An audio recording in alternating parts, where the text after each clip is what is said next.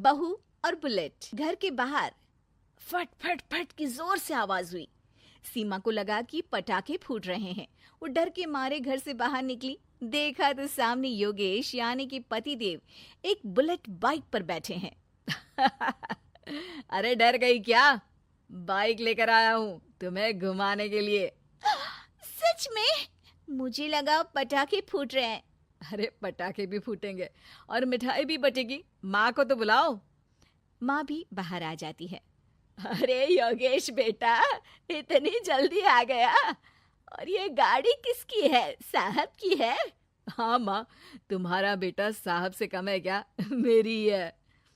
अरे बेटा, इतनी बड़ी गाड़ी ले ली, इससे तो तू घोड़ा ही ले लेता। महंगी पड़ी होगी ना? माँ महंगी सस्ती छोड़ो और मिठाई लाया हूँ, गांव में बंटवा दो। अरे बंटवा क्यों दो? पीछे बैठो, गांव में बांट कर आते हैं। सब खुश थे। योगेश गांव के बाहर एक कोयले की खदान में मजदूरी करता था। मेहनत और अकल से उसने वहां ठेकेदारी का काम सीख लिया और सूझबूझ से ठीक ठाक पैसा बनाने लगा। गांव में बात फैल गई कि योगेश के घर धमाका गाड़ी आई है। ऐसी गाड़ी पहले कभी किसी ने गांव में तो देखी नहीं थी।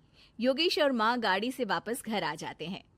बेटा, बाबूजी ऊपर से देख रहे होंगे और आशीर्वाद भी दे रहे होंगे तुझे। वो होते तो उनको भी घुमाता माँ। पूरे गांव में नाच नाच के मिठाई बांटने जाते। जैसे मैंने नाच नाच के बांटी थी जब वो अपने लिए एक साइकिल लेकर आए थे। बस बस, बाबूजी दो बात भी सुनाते कि फटफट वाली फटपटी ले आया।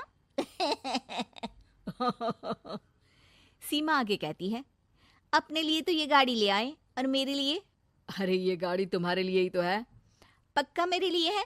अरे पक्का तुम्हारे लिए है। अगली सुबह जब योगेश सो रहा होता है तो उसे बाहर से गाड़ी की आवाज आती है। वो घबरा कर चिल्लाता है, चोर चोर, मेरी गाड़ी ले जा रहा है, चोर चोर। माँ भी जागती है और योगेश के साथ दरवाजे की तरफ भागती है। जैसे ही दोनों बाहर निकलते हैं तो देखते हैं कि सीमा गाड़ी चला रही है। अरे बहू, नाक कटवाओगी क्या? ये क्या कर रही हो? अरे गिर जाओगी, ये क्या कर रही हो तुम? सीमा गाड़ी को रोक कर कहती है, सारे गांव में घुमा लाई, कहीं नहीं गिरी। क्या? सारे गांव में घुमा लाई? अरे लोग क्या कहेंगे बहू?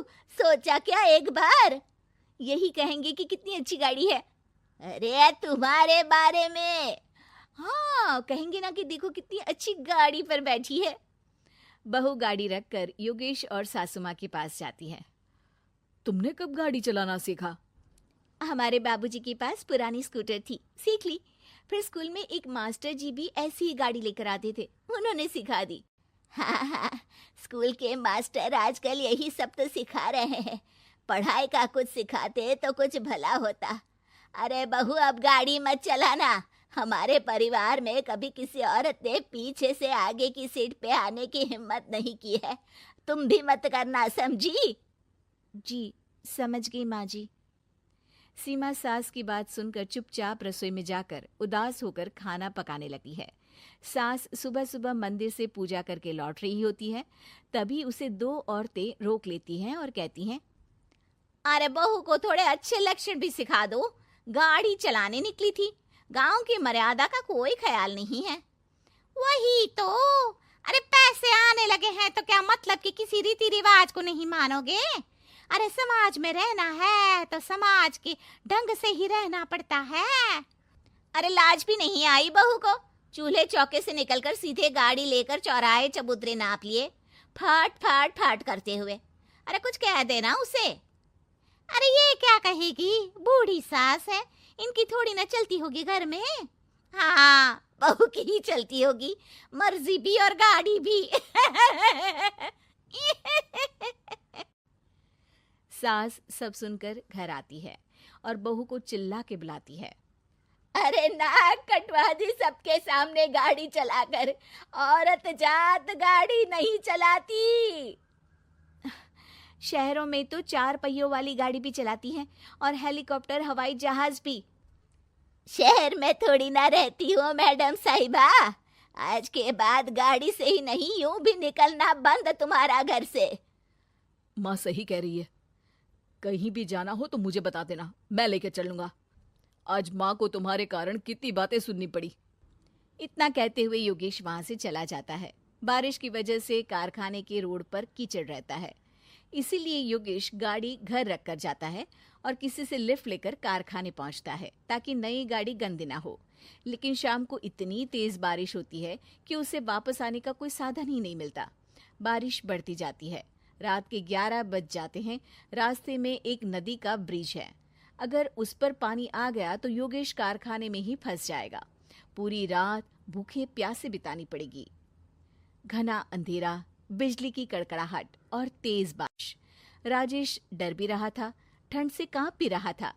तभी उसे रोड से आती हुई एक रोशनी दिखती है। वो देखता है कि उसके सामने एक बाइक आकर खड़ी हुई है। वो ऊपर वाले को धन्यवाद देकर उस बाइक वाले आदमी की तरफ बढ़ता है, पर पास जाकर देखता है तो भौचक्का रह जाता है। सीमा, तुम यहाँ इतनी बारिश में गाड़ी पर? पहले बैठो तो, नदी ब्रिज पे आ जाएगी तो जाना मुश्किल हो जाएगा। योगेश गाड़ी के पीछे बैठता है। सीमा गाड़ी चला रही है। मैंने तो तुमको पहचाना ही नहीं। गाड़ी की आवाज तो पहचानी होगी ना। अरे पर मुझे नहीं पता था कि तुम आओगी। अच्छा किया कि तुम आ गई। माँ नहीं आने दे रही थी, पर हमेशा पति पत्नी की रक्षा थोड़ी ना करेगा, पत्नी को भी तो करनी चाहिए।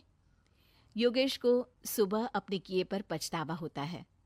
उसकी आंख में आंसू आ गए जो बारिश की बूंदों में बह गए थे। उसके बाद सीमा को सास ने और योगेश ने खुशी खुशी समाज की सीमा लांघने की मंजूरी दे दी। अब वो जहां भी जाती फट फट फट गाड़ी पे ही जाती। बदतमीज बहू। सभ्यता से भरपूर शास्त्री परिवार की इकलौती बेटी मोहिनी को बचपन में ही पढ़ाई के लिए विदेश भेज देते हैं, जहां से वो सालों बाद ग्रेजुएशन पूरी करके इंडिया वापस आती है, जो अब संस्कार, सभ्यता, संस्कृति जैसी चीजों से कोसों दूर होती है। एक सुबह मोहिनी शॉर्ट ड्रेस पहने, कानों में हेडफोन लगाए जोर जोर से इंग्लिश गाने गाती हुई घर में घूम रही होती है।